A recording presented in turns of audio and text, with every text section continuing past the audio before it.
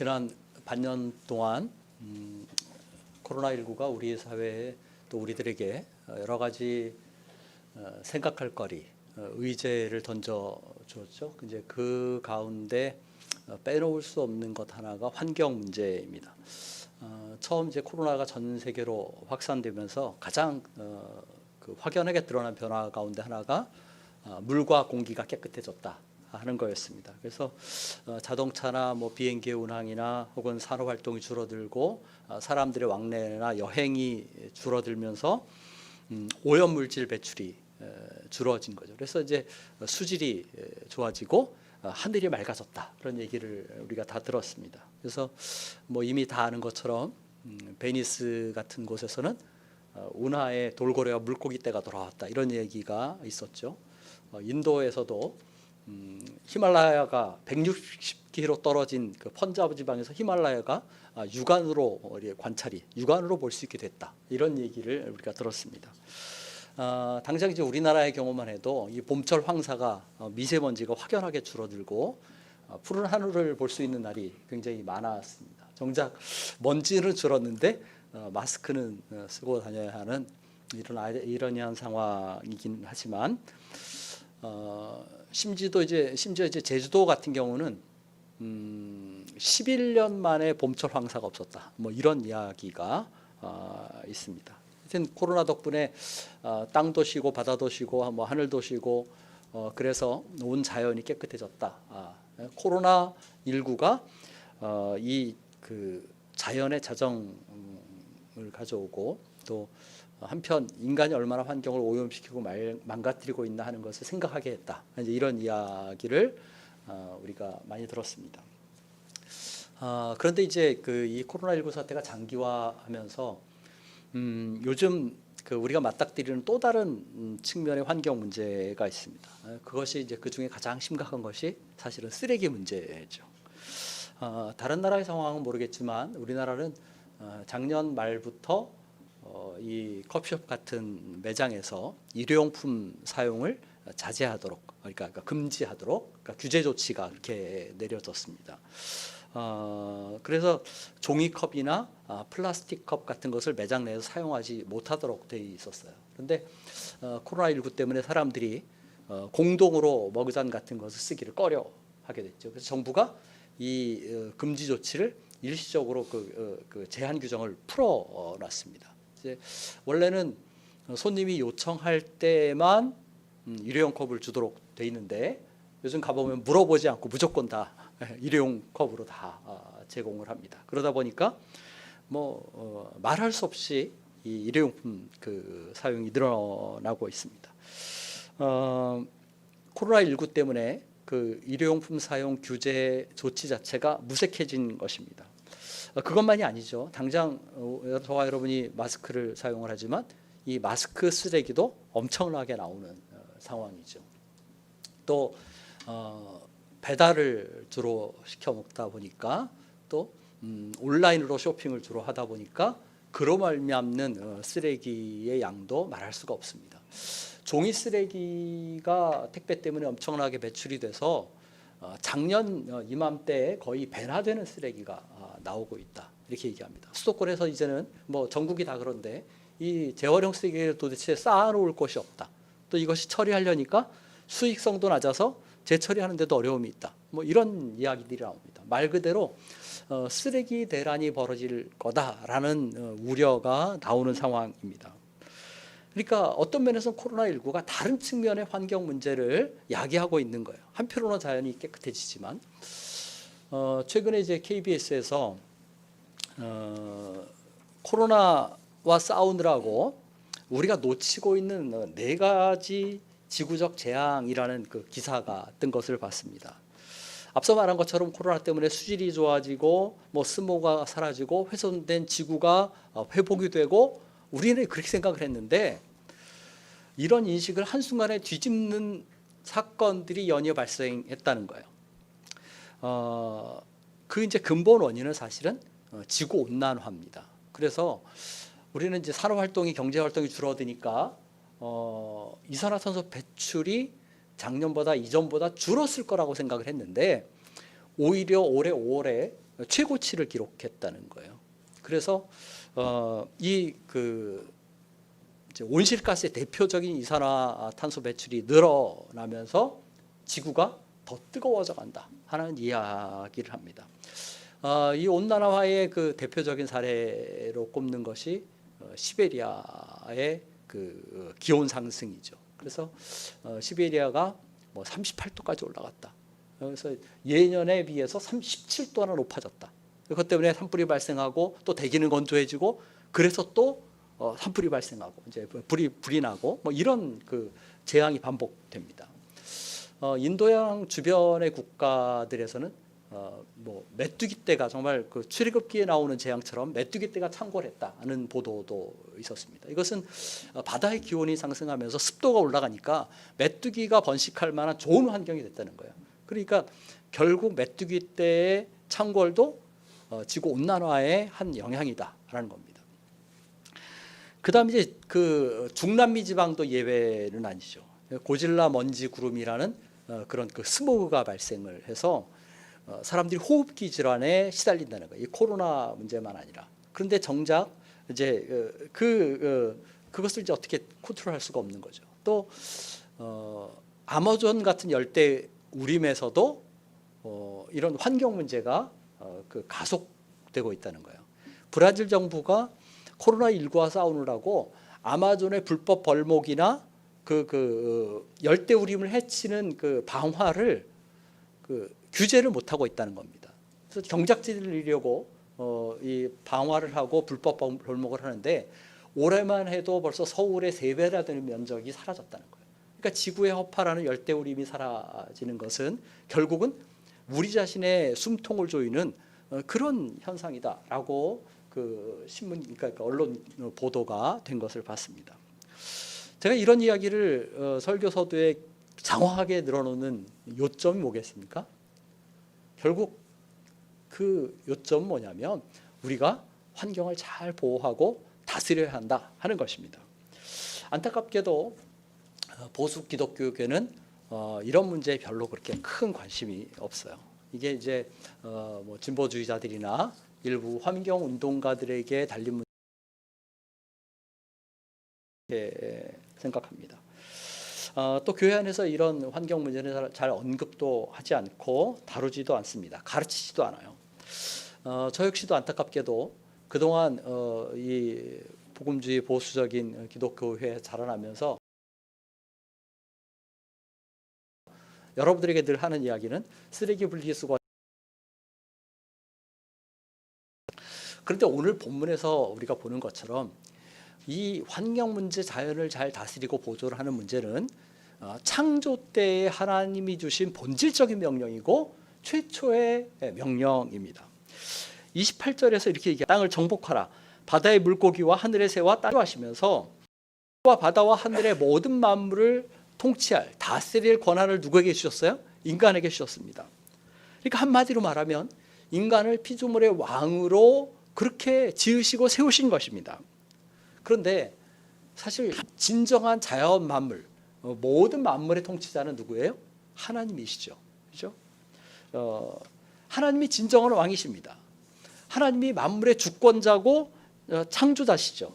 그런데 그 통치를 사람에게 맡겼다 하는 것은 우리를 하나님의 대리 통치자 삼으셨다 하는 것입니다. 하나님의 통치 권한을 우리 사람들에게 위임하신 거예요.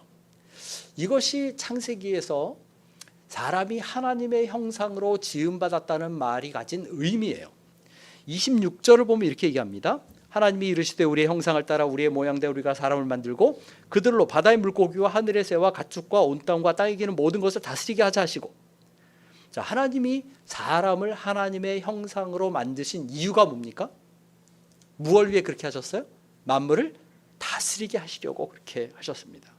그래서 인간을 하나님 닮은 존재로 만드신 거예요.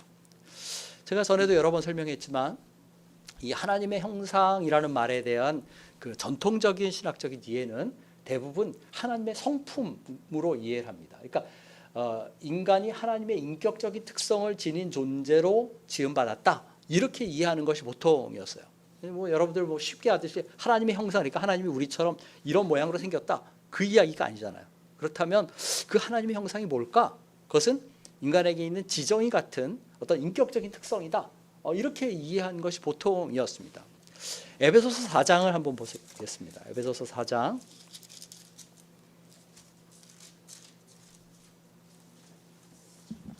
22절에서 24절까지를 한번 봅니다. 에베소서 4장 22절에서 24절 같이 읽습니다. 시작. 너희는 유혹의 욕심을 따라 썩어져가는 구습을 따르는 옛사람을 벗어버리고 오직 너희의 심령이 새롭게 되어 하나님을 따라 의와 진리의 거룩함으로 지으심을 받은 새 사람을 입으라. 바울이 여기서 지금 말하고 있는 것은 그리스도 안에서 새로운 피조물이 우리가 새로운 피조물이 되었다 하는 이야기입니다. 그런데 24절에서 이렇게 얘기하죠. 하나님을 따라 의와 진리의 거룩함으로 지으심을 받은 새 사람을 입으라. 여기 하나님을 따라라 할 때 따라라는 말은 뭐냐면 하나님을 닮았다는 거예요. 그죠? 그 다음에 지으심을 받는다 하는 말은 창조를 얘기하죠. 그러니까 바울은 여기서 이 우리의 거듭난 사건, 우리의 구원 사건이 그리스도 안에서 이루어진 새 창조 사건이다 이렇게 얘기하는 거예요. 자, 그런데 이 새 창조라는 것은 뭐냐면 과거의 죄로 인한 부패와 타락에서 구원받는 사건을 얘기를 하죠. 다시 말해서 하나님이 우리를 처음에 지음받았던 그 원래의 상태로 회복시키는 것, 그것이 새 창조고 구속입니다. 그죠? 그러면 그 새 창조된 사람의 특성이 뭐라고 말했어요? 의와 진리의 거룩함. 그러니까 의와 진리의 거룩함 그랬는데 그것을 의와 진리와 거룩함 이렇게 또 이해할 수 있어요. 그죠? 그러니까 새 창조된 새로운 피조물의 특성이 의와 진리와 거룩함이라면 원래 본래 하나님이 지으신 첫사람의 특징이 뭐겠습니까? 그 역시 의와 진리와 거룩함이다. 이렇게 이해할 수 있어요. 이제 이런 그 성경의 설명들을 생각을 해보면 하나님의 형상이라는 말은 분명히 하나님의 성품, 하나님의 인격적인 특성, 그것을 나타내는 것이 분명해요. 그러나 이것은 이제 성경 전체의 이해죠. 성경 전체의 사상에 비춰볼 때 하나님의 형상을 이해하는 관점이에요. 창세기 1장이라는 문맥을 들어가 보면 그러나 거기에는 하나님의 의나 거룩이나 그런 내용이 없습니다. 그러니까 의나 진리나 거룩에 대한 언급이 없어요. 우리가 성경을 이해할 때 가장 1차적으로 고려해야 할 문맥은 인접 문맥이죠. 가장 가까이 있는 구절들이에요. 그럼 하나님의 형상이라는 말이 나타나는 가장 먼저 나타나는 창세기 1장에서 반복되는 말이 뭐냐는 거예요. 26절에도 그렇고 28절에도 그렇고 다스리라 하는 말이 거듭해서 나와요. 그러니까 창세기 1장의 문맥을 따라서 이해하자면 하나님의 형상의 가장 중요한 특징 가운데 하나는 뭐예요? 다스리는 거예요. 하나님이 만물의 왕으로서 다스리시는 분인 것처럼 인간을 지을 때 어떻게 지으셨어요? 하나님을 닮은 다스리는 존재로 지으셨다 하는 것입니다. 우주 만물의 왕이신 하나님의 위임을 받아 통치권자로 우리가 피조세계에 세움을 입었다 하는 이야기예요. 시편 8편을 한번 보겠습니다. 시편 8편을 가서 봅니다.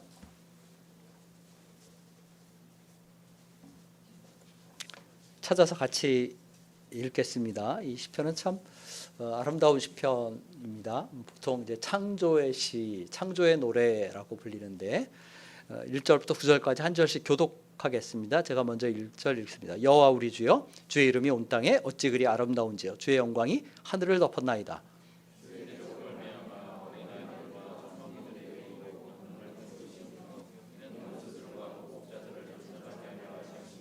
주의 손가락으로 만드신 주의 하늘과 주께서 베풀어 두신 달과 별들을 내가 보오니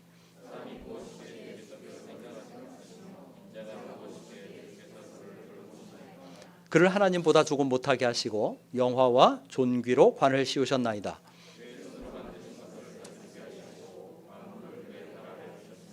곧 모든 소와 양과 들짐승이며 같이 읽습니다. 여호와 우리 주여, 주의 이름이 온 땅에 어찌 그리 아름다운지요. 말한 것처럼 창조의 그 장면, 그걸 노래한 그런 시에 창세기 1장과 굉장히 깊은 연관이 있는 시입니다. 여기서 다윗은 우주 만물에서 드러나는 하나님의 그 창조주로서의 위엄과 영광, 광채를 이렇게 노래합니다. 그는 하나님이 그 손가락으로 만드신 그 장대한 우주를 보면서 하나님의 솜씨, 하나님의 위대하심을 고백하고 있습니다. 그런데 그렇게 광활하고 장대한 우주 만물에 비해서 인간은 어떤 존재예요? 굉장히 미미하고 보잘것없는 존재예요. 그래서 4절에 뭐라고 말합니까? 사람이 무엇이기에? 사람이 무엇이기에? 사람은 아무것도 아니라는 거예요. 사람은 하찮은 존재라는 거예요. 아주 연약하고 보잘것없는 존재라는 거예요. 그런데도 왜 사람을 만물의 영장이라고 말하느냐? 무엇 때문에 그렇습니까? 5절 이하에 나오는 내용 때문에 이래요. 하나님이 그 사람을 어떻게 하셨어요? 하나님보다 조금 못하게 지으셨어요. 그리고 영화와 존귀로 관을 씌우셨다, 이렇게 얘기합니다. 이 관을 씌웠다는 얘기가 뭐예요? 왕관을 씌우신 것입니다. 그러니까 사람을 왕으로 세우신 거예요. 그 만물을 그 발 아래에 복종하게 하시고 그 만물을 사람이 다스리게 하셨어요. 그러니까 사람은 아주 약한 존재지만, 아주 미미한 존재지만, 다시 보면 어때요? 사람만큼 존귀한 존재가 없어요. 그죠? 그런데 하나님께서 그렇게 사람을 왕으로 세우신 것은 뭐냐면, 그 하나님이 주신 피조 세계를 잘 다스리라, 그 책임을 사람에게 맡기신 것입니다. 이것이 인간을 세상 만물의 통치자로 세우신 하나님의 뜻이에요. 이 왕이라는 말, 통치자라는 말을 종종 그런데 우리가 오해하는 경우가 있어요. 사람이 만물의 통치자다, 만물의 왕이다, 그러니까 마치 사람은 무한 권력을 가진 존재로 이 피조 세계에 사는 것처럼 그렇게 착각을 합니다. 그래서 어떻게 합니까? 마치 폭군처럼 그 피조물 위에 군림하고 피조물을 착취해요. 이런 잘못된 태도는 앞서 봤던 창세기 1장 28절에서 땅을 정복하라라는 말에 정복하라라는 말에서 나오는 것 같아요. 이 정복하라는 말은 그냥 짓밟으라는 이야기가 아니죠. 그것은 앞에 나오는 땅에 충만하라라는 말에 이어져 나온 것입니다. 그러니까 말하자면 하나님은 사람이 번식해서 수가 늘어나서 온 땅에 가득 차기를 바라신 거예요. 그것을 정복하라라는 말로 표현한 것이지, 폭군처럼, 전제군주처럼 너희가 피조물을 마음대로 휘저어라, 짓밟아라, 그 이야기가 아니죠. 환경이나 생태계를 파괴하는 것은 성군의 자세가 아니라 폭군의 자세입니다. 자기가 다스리는 대상을 보호하고 돌보고 베풀 줄 아는 것이 왕이 지닌 그 합당한 바람직한 덕목이에요. 자기만 생각하고 받는 대상은, 그러니까 다스림 받는 대상은 전혀 고려하지 않는 것은 통치자에게 어울리지 않는 모습입니다. 따라서 우리가 만물의 통치자로, 왕으로 자신을 인식한다면 자연을 마음대로 훼손하거나 남용하거나 남획하거나 그러지 말아야 되죠. 뭐 물고기를 잡는 일들, 야생동물을, 뭐 식물이나 자원을 싹쓸이하는 일들, 이런 일들을 하지 말아야 돼요. 당장 이 코로나19만 해도 사람들이 야생동물을 섭취하는 데서 비롯됐다, 그렇게 얘기하지 않습니까? 그렇게 자기 욕심을 따라서 야생동물을 남획하다 보니까 어떻게 해요? 멸종된 종들이 지구상에 점점 더 늘어나죠. 그래서 환경이 파괴되고 그것이 오히려 인간 자신에게 해로 돌아오는 것입니다. 이것은 왕의 품격이나 왕의 어떤 주어진 지위에 어울리지 않는 그런 모습이에요. 사람의 세상 통치는 자기 임의대로, 자기 마음대로 이루어질 것이 아니죠. 앞서 말했지만 우리가 왕이지만 우리는 진짜 왕이 아니고 뭐예요? 대리로 세워진 통치자예요. 그렇다면 우리의 다스림은 누구의 뜻을 따라야 돼요? 진짜 왕이신 하나님의 뜻을 따라야 돼요. 그리고 우리의 통치에는 뭐가 나타나야 하냐면 하나님의 그 성품이 나타나야 돼요. 그 의와 진리와 거룩함, 하나님의 자애로우심과 자비하심이 우리의 통치에 나타나야 되죠. 그것이 피조 세계를 향해 반영되고 드러나야 되죠. 사람이 다른 생물이나 자연을 소중히 여기고 보존해야 할 이유가 바로 여기에 있습니다. 우리가 자연을 보존하거나 다른 생물을 귀하게 여겨야 하는 이유는 그 생명이 우리와 동등한 가치를 지니기 때문에 그런 것이 아니에요. 오늘날 이제 자연보호주의자들 가운데는 자칫 이것을 착각하고 오해하는 사람들이 있습니다. 더구나 요즘은 이제 반려동물들을 많이 키우죠.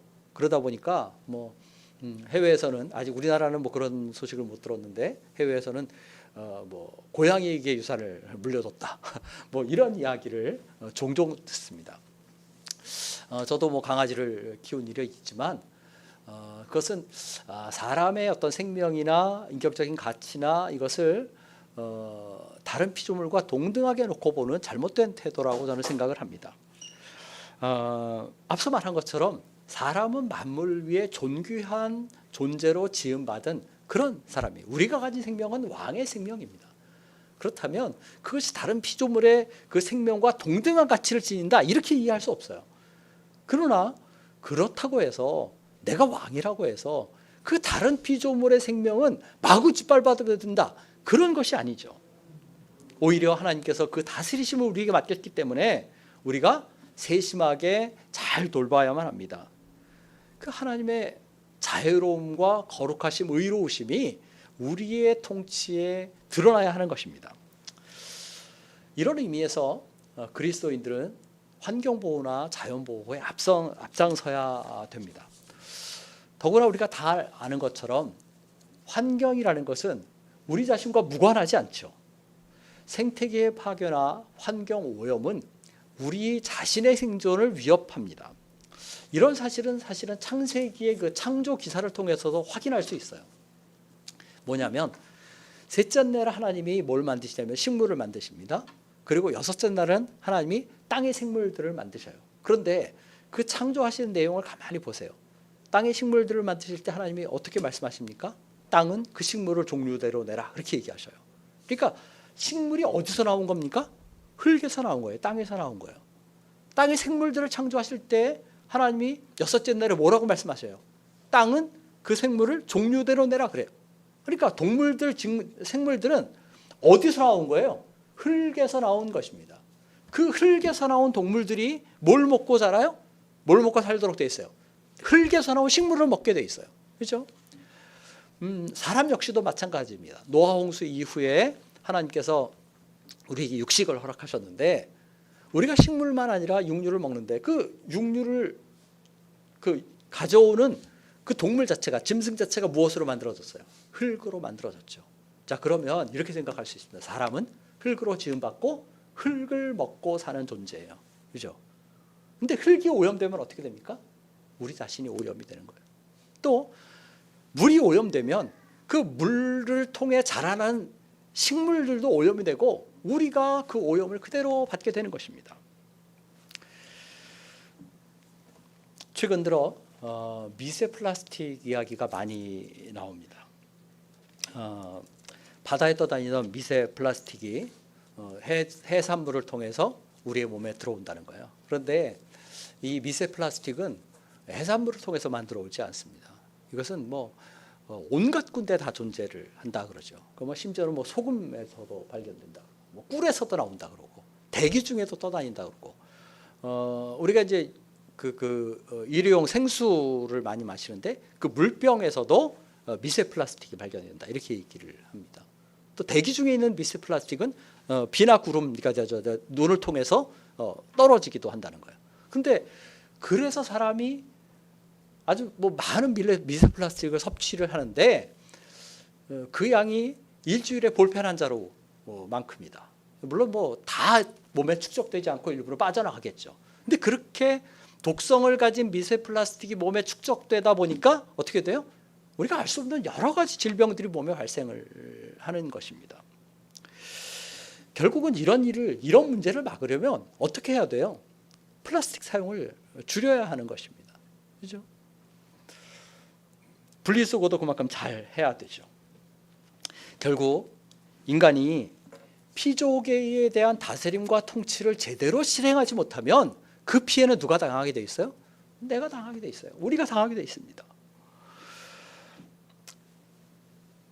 자연을 잘 보존하지 못하는 것은 하나님이 지으신 자연을 훼손하는 일일 뿐만 아니라 하나님이 존귀하게 지으신 사람의 생명, 자신의 생명조차도 해야 하는 그런 잘못입니다.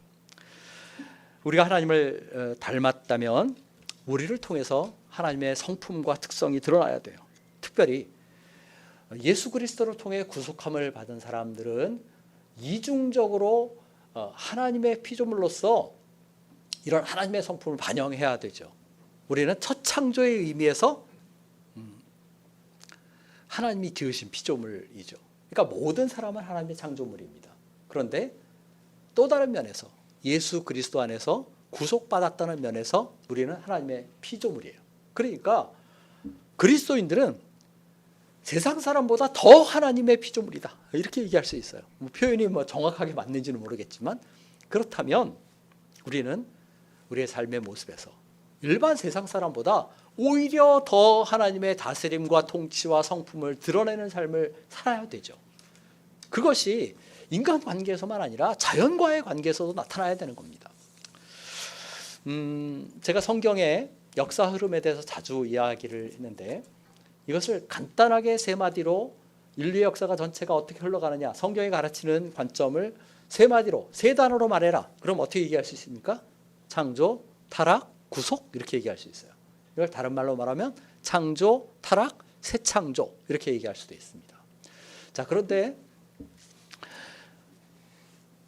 이 흐름을 염두에 두고 한번 생각을 해보세요.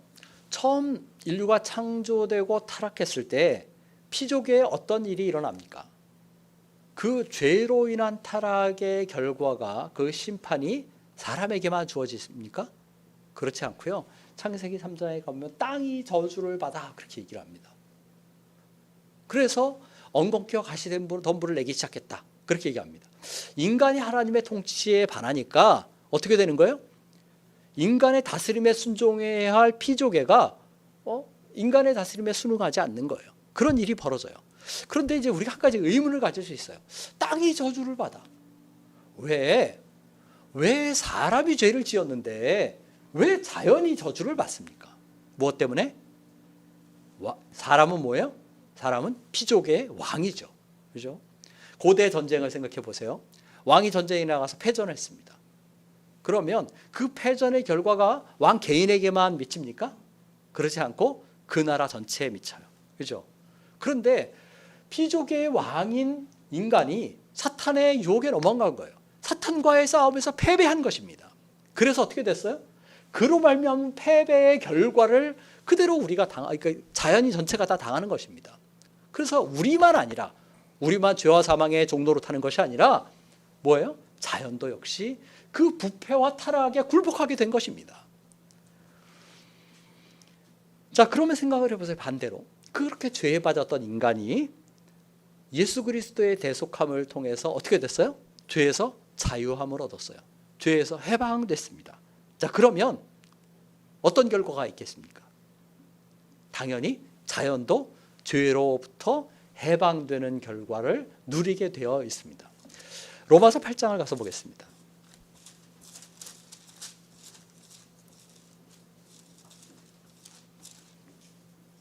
19절에서 22절까지 봅니다. 로마서 8장 19절에서 22절. 같이 읽겠습니다. 8장 19절 시작. 피조물이 고대하는 바는 하나님의 아들들이 나타나는 것이니 피조물이 허무한 데 굴복하는 것은 자기 뜻이 아니요 오직 굴복하게 하시는 이로 말미암음이라. 그 바라는 것은 피조물도 썩어짐의 종로로 산져서 해방되어 하나님의 자녀들의 영광의 자유에 이르는 것이니라. 피조물이 다 이제까지 함께 탄식하며 함께 고통을 겪고 있는 것을 우리가 아느니라. 자, 하나님의 아들들이 나타나는 것을 왜 피조물이 간절히 고대합니까? 22절에서는 이 간절한 고대를 탄식하며 해산의 고통을 겪는 것 같이 그렇게 간절히 기다리고 있다, 이렇게 얘기를 합니다. 왜요? 무엇 때문에? 왜 하나님의 아들들이 나타나는 것을 기다려요? 이 하나님의 아들들이라는 것은 바로 구속을 받아서 하나님 나라를 유업으로 얻을 상속자들이 나타나는 것을 기다린다, 이 얘기입니다. 이걸 쉽게 말하면 앞에 말한 것처럼 무슨 일이 일어나기를? 인간의 구속이 일어나기를, 인간의 죄로부터의 해방이 일어나기를, 그것을 피조물이 기다리고 있는 거예요. 왜요? 사람이 하나님의 아들로서 지위와 영광을 회복하게 되면 무슨 일이 벌어져요? 피조계도 자연도 역시 그 과거의 하나님의 그 아름다우심과 영광, 그 반영하는 것을 그대로 회복하게 된다는 것입니다. 인간의 구속은 인간의 구원에만 그치는 것이 아니라 피조물을 죄의 부패와 영향에서 벗어나게 해줘요. 자, 그러면 이제 이렇게 물어볼 수 있습니다. 로마서 8장에서 묻는 것처럼, 하나님의 아들들이 나타났습니까? 나타나지 않았습니까? 하나님의 아들들이 나타났습니까? 나타나지 않았습니까? 하나님의 아들들은 나타났죠. 그죠? 왜요? 우리가 예수 그리스도의 대속으로 말미암아 구원 얻었으니까. 우리가 하나님의 자녀들이 됐으니까. 하나님 나라의 유업을 상속자가 됐으니까. 그런데 문제가 뭡니까? 문제가 우리가 아직 그 영광을 온전하게 누리지 못하고 있다 하는 것입니다. 그러니까 우리의 구원이 한편 이루어졌지만 한편으로는 아직 남아있는 측면이 있다는 거예요. 이걸 신학적으로 말할 때 뭐라고 말해요? 이미, 그러나, 아직. 여러분들 많이 들었는데 이 개념을 머릿속에 넣어놓고 살아야만 합니다. 그래야 혼란이 없어요. 이미, 그러나, 아직. 우리는 이미 죄에서 구원받았어요. 그러나 아직 완전하게 그 구원이 완료된 거니까 그 표현 자체가 참 어려운데 아주 영광스러운 모습으로 그렇게 드러나는 시간 아직 남아있다는 거예요. 그게 언제예요? 예수님 재림하실 때, 마지막 날이죠. 그때까지는 우리가 어쩔 수 없이 죄의 영향력 아래 살 수밖에 없어요. 이것이 피조계에도 그대로 적용되는 것입니다. 피조물의 완전한 회복도 마지막 날 이루어져요. 그때가 돼야 정말 영광스러운 모습으로 온 세상이 회복되는 것입니다. 자, 그러면 이렇게 여러분들이 생각할 수 있어요. 아, 그렇구나. 그때가 되면 자연이 완전하게 회복되겠지. 그러면 그때 되면 저절로 회복될 테니까 그냥 놔두고 그런 대로 그냥 살면 되지. 이런 생각이 맞습니까? 그렇지 않죠. 왜 그래요? 우리는 이미 예수 그리스도의 구속을 통해 하나님의 자녀가 된 왕적인 신분을 회복한 사람들이에요. 그렇다면 우리가 누리는 회복이 우리에게 그쳐서는 안 되죠. 그래서 어디까지 반영돼야 돼요? 피조계에도 당연히 반영돼야만 합니다. 이건 하나님과의 관계에서나 인간과의 관계에서만 아니라 자연과의 관계에서도 이루어져야 한다는 거예요. 만물을 다스리라는 하나님의 명령을 받은 자로서, 또 이미 새 창조를 경험한 새로운 피조물로서 우리가 피조계를 잘 다스리고 보존하는 것이 마땅한 책임이라는 것입니다. 장차 하나님의 영광에 참여할 것을 기대하고 바라보는 이들이라면 오늘 세상의 삶 속에서 자연을 잘 다스리고 보존함으로 그 하나님의 영광이 자연 가운데 잘 드러나도록 하는 것, 그것이 지혜로운 또 아름다운 통치자의 모습이다, 이렇게 얘기할 수 있습니다. 자, 이제 말씀을 맺으려고 합니다. 주어진 시간의 한계도 있고 저 자신의 이해나 전달의 한계도 있어요. 그래서 어쩌면 이 문제를 충분히 다루지 못했을 수 있습니다. 제 바람은 언제 기회가 되면 환경 문제나 뭐 이런 문제는 좀 전문적으로 이 문제를 다루는 분들을 통해서 우리 교회가 한번 공부도 하고 강의도 듣고 했으면 하는 바람입니다. 구체적인 적용을 이야기를 하지는 못했지만 중간중간 제가 언급한 사례를 통해서 여러분들이 생각할 어떤 단초들을 얻었을 것이라 생각을 합니다. 각자의 삶 속에서 이 말씀을 어떻게 적용하고 실천할 것인지를 고민해 보시기를 바랍니다. 결론적으로 딱 한마디만 얘기하자면 결국은 무엇보다 우리의 욕심을 줄여야만 합니다. 모든 죄가 그렇지만 우리의 편리함이나 욕망의 충족만을 추구하게 되면 이 환경 문제도 답이 없습니다. 우리 한누리 가족들은 하나님이 지으신 창조 세계의 아름다움을 회복해가고 또